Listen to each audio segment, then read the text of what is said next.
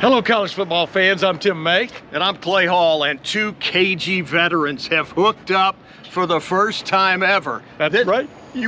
This is unreal. Yeah. And this is going to be what? This is going to be the Clay May Report. We're going to be covering college football, especially Ohio State football, this season, ladies and gentlemen. We're both semi-retired. Is that what you would call it, Clay? Yeah, I think I would. You're starting your 5th decade. Yeah. So combined, we've covered 70 years of Ohio State football, and here it is again, because the Big Ten football meetings are now, at least for Ohio State, in the rearview mirror, and camp begins July 31st at the Woody Hayes Athletic Center. That's why you're all juiced up today. I know, Clay, I tried to come in. We're standing in Ohio Stadium right now. We're actually walking. We're going to call this our walk and talk, because we're going to do this a lot if it works out. But yeah. We're in Ohio Stadium right now. I tried to come in through the band entrance, but Clay, there's a long line of people getting on the bandwagon for Ohio State football now. Whereas this time a year ago, can Ryan Day win the big one? As in big one, can he win the game? Well, that didn't get done last year. But did Ohio State win its first national championship since 2014? Check mark. They did indeed, and I love what he said in Las Vegas about, we're not defending a title. That baby is tucked away nicely in the Woody Hayes Athletic Center. Yeah. They're beginning an assault on a new championship, trying to win back-to-back. What are the chances of that? I think they're really high. Are because they? When you look around the country, yes, Ohio State's looking for a new starting quarterback. You got Julian Sayin and Lincoln Keno's there. Yeah. They need some depth on that defensive line to emerge. I think they've got players there, et cetera. Those are maybe the two biggest question marks going into camp. Who's going to be the quarterback and who's going to be the backup defensive tackles? I don't call those huge question marks, only because I think both quarterbacks are talented. And number two, as Ryan Day said during the spring, they're going to be reloading in certain positions, but they're not untalented. No.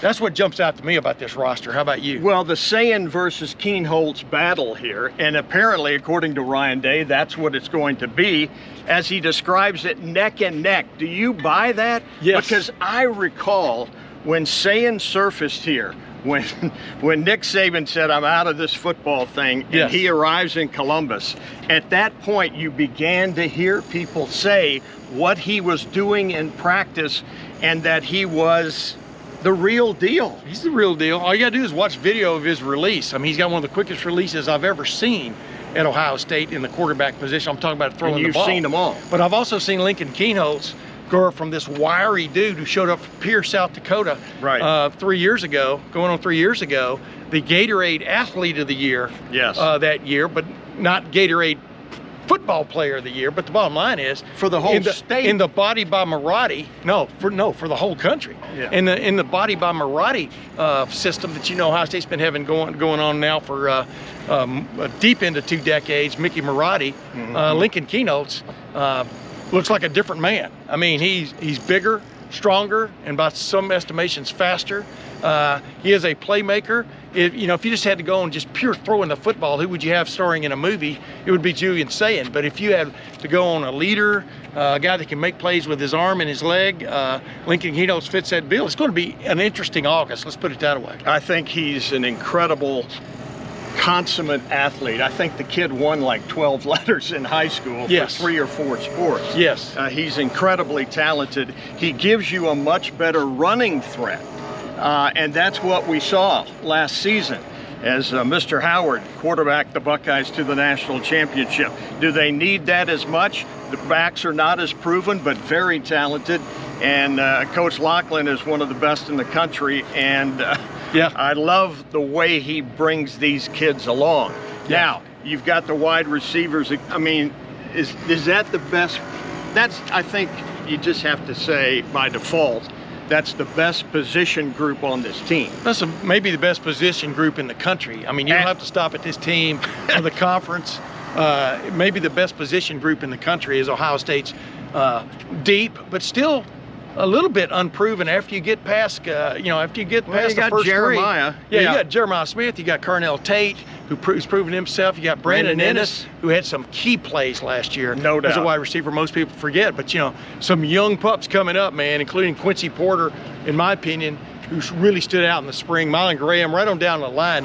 That room is, they're all champing at the bit to play. But they all know who the #1 offensive player in the country is going into the season. That is Jeremiah Smith. But Tim, let's make an important point here, and we've heard him say this publicly in the first few interviews of this preseason, that he is ready to be double teamed or even triple teamed, and that allows other guys to eat. So if you're going to commit to that and you say Jeremiah Smith is not going to beat us, they got plenty of other guys who can do it, and we saw it. Cornell Tate with the coming out party at Wrigley Field last year. I was so thrilled for the young man. Of course.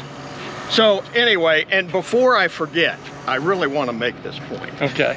You're animated, so make it. Back to the D line. And I know that the middle is maybe a little questionable. We keep hearing about Kenyatta Jackson. He's going to be the breakout guy. I said this a year ago on radio doing sideline here, and he just waited a year to do it. But they say he is a leader, and he is going to show that. I'm not saying he's Chase Young. Clay of the Clay Man report I'm not saying we're in the Bosa category or anything like that, but I think you're going to be surprised by what he can do off the edge, and the linebacking core will be fine as long as some of those D linemen can keep those guys off of them. Yeah, I don't think there's any concern about the starting D line in terms of Caden McDonald. No. And Edric Houston there in the middle is who's going to step up behind him. We're going to get into that more as camp progresses. The bottom line is they do have talent at every position, sometimes a little bit overflowing at some positions, not the least of which would be the secondary. Even though they're replacing, 2 starters in the secondary, you've got Caleb Downs there to run the show. And you've also got Matt Patricia, the new defensive coordinator, who has done all kinds of interesting things in his career, especially with the New England Patriots, of taking different players and putting them in position to make plays. That's what stands out about what's going to stand out to me going into this preseason camp, is watching the differences, the nuanced differences he brings to the defense. Speaking of coordinators, now we have Brian Hartline full-time in the seat now. He had some foray into it earlier, but Ryan Day still kind of ran the show. It's interesting to see what will happen. And yes, he's running Ryan Day's offense, but Brian Hartline gets to call the plays now. And I want to see how that unfolds. Yeah, absolutely. What is going to be his bent? Right. You know, where does he go? A lot of people, what's his bread and butter? Because I remember sitting in an interview, not an interview, but a lecture he gave during the coaches clinic this past spring. And he made the point, you got to be able to run the football. Yeah. To do what you want to do. This is the guy who was a big-time receiver at Ohio State and in the National Football League, who understands how the bread is buttered. Well, you can't be one-dimensional. No. It's over. They showed that last year, a quasi-dimensional offense in the college football playoff could not be handled by any of the 4 defenses they played. No. And that's what their aspiration is. And real quick before we go here, before we wrap this up, Clay, in the first Clay May report of the season, really in history, when you get right down to it. Of course, there's a plane flying over us here in a second, ladies and gentlemen, because we are in Ohio Stadium. Sure. The Ohio Stadium. We're just weeks away from the opener, Ohio State versus Texas in Ohio Stadium. These might be the 1-2 teams in the country, or 1-3 or 2-3 teams in the country, based on how the preseason polls come out. But you can already sense the excitement surrounding this season. Well, as I said, I think this is akin to Notre Dame, Ohio State, 1995. Holtz comes in here with the little neck band going against Coop. Looked like a linebacker. Yeah, and the hype was incredible. This field was surrounded by men in blue, police everywhere. And you had 2 of the top brands in all of college football going head-to-head, and those were Coop's greatest victories in many ways, 95 and then going to 96 up there when Demetrius Stanley, the late great, took that kickoff and went about 85 yards and set them up for the first score. Tremendous victories by Ohio State. So I think you got Sayan, you got Arch. How many Mannings will be in the house? That's my question. Maybe it depends on grandkids and stuff. This reminds me, is much too of 2005 when Vince Young in Texas came to Ohio Stadium for the very first time. Vince Young, highly touted, and of course they pulled off the victory on the way to their national championship. Vince Young should have won the Heisman Trophy that year. I know I voted for him, and I still feel good about that vote. But the bottom line is, this will be Texas' second trip ever to Ohio Stadium. It's crazy. 2 powerhouse programs for these 100 plus years, major college football. This will just be the second time Texas plays at Ohio State. And I'm really looking forward to it. We're going to get into that more, of course, as we get closer to the game. But the anticipation, like I said, the bandwagon, the people trying to get on the bandwagon now with Ohio State football.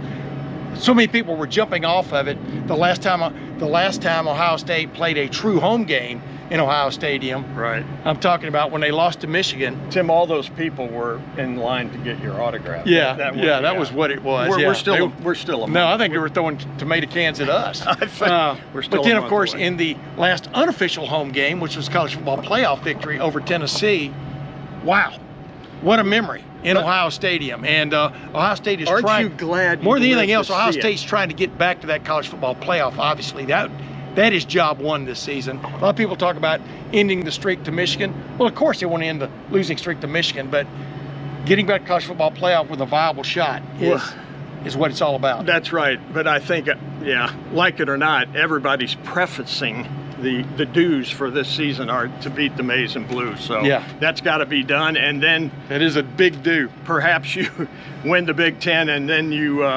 emerge in the CFP. And what's a successful season? I've heard that asked on every radio and television station this week. I say you beat Michigan, you get in the playoff, and that's that would be a hell of a season. I mean, they did everything but that last year. Right. including winning the playoff. Would you agree that what they did last season will never be duplicated? That those 4 wins in succession? I don't know. That's what you have to do now, Clay. Yeah. So if you want to win a national championship, you better be into the duplication process. You better be into duplicating. And as I pointed out many times now in the offseason, it's easier to get in the play to have a shot at the national championship than it's ever been. It is. With 12 teams involved, possibly moving to 16 next year. But the bottom line is you got to get to the playoffs to have a shot, no matter what goes on in the regular season. So we're looking forward to bringing some highlights to you, ladies and gentlemen, bringing some insights to you. This is May. This is Clay. And we're the Clay May Report, and we'll see you next time.